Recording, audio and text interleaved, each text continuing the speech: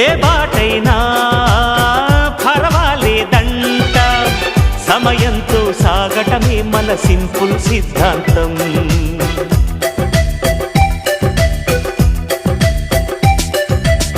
చిరుగాలికి పరిమళమిచ్చే సిరిమల్లెల వనమై ఉందాం, గగనాన్ని నేలను కలిపే హరివిల్లుల వంతెన అవుదాం.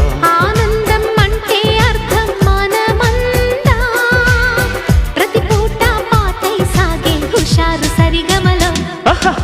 ఎన్నో ఎన్నో రాగాలుండే సంగీతం కాదా, చల్లకి నవ్వుల కేరింత.